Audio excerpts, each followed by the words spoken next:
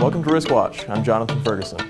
FinCEN and the OCC recently announced a $7 million civil money penalty against Merchants Bank of California for willful BSA violations. Ken Engel of AdviseX is here to explain what went wrong and help you avoid similar mistakes. Ken? Thanks, Jonathan. If you're wondering whether BSAAML problems are really a big deal, that $7 million fine should give you a hint at the answer.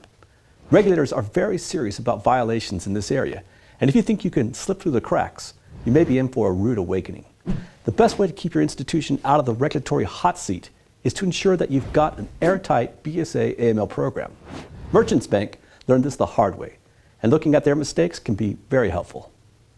FinCEN identified 3 distinct areas where Merchants' BSA program was lacking.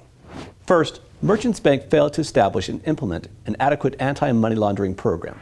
At a minimum, an institution's AML program is required to have a system of internal controls, provide for independent testing for compliance, designate a person responsible for monitoring compliance, and provide adequate training for personnel. These are the basic 4 pillars of BSA. Merchants had failures in each of the 4 pillars, but the biggest failure was with internal controls.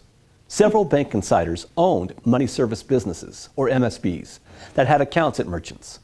These insiders encouraged BSA staff to process transactions without any questions and interfered with any attempts to investigate suspicious activity related to insider-owned accounts. Second, the bank failed to conduct required due diligence on its foreign correspondent accounts. Under the USA Patriot Act, any institution that maintains correspondent accounts in the U.S. for foreign financial institutions is required to subject those accounts to due diligence. Merchants' first mistake in this area was its lack of required policies and procedures. Sound policies and procedures that are in line with the USA Patriot Act requirements would ensure that any foreign correspondent account customers receive the appropriate due diligence.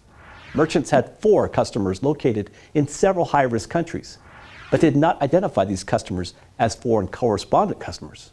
As a result, these 4 customers sent and received a combined $192 million in high-risk wire transfers that were not included in monthly transactional monitoring.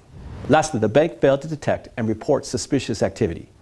BSA regulations are clear about requiring financial institutions to report any transaction of at least $5,000, and where the institution knows, suspects, or has reason to suspect is suspicious. For 4 years, regulators charged that Merchants Bank failed to monitor billions of dollars of transactions for suspicious activity.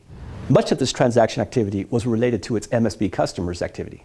Despite inquiries from law enforcement and rejected wire transfers from other banks, Merchants determined that the activity was not suspicious and did not file a SAR.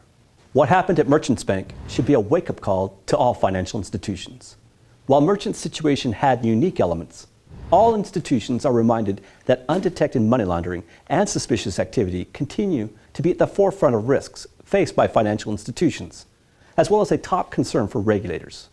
It's never a bad idea to take a step back from the daily flurry of activity to ensure that your BSA program provides strong pillars and is capable of the weight of BSA risk. Thanks, Ken. To learn more about BSA, AML, or Merchants Bank, or to contact Ken, please visit riskinbox.com/resources. I'm Jonathan Ferguson for Risk Watch. Thanks for watching.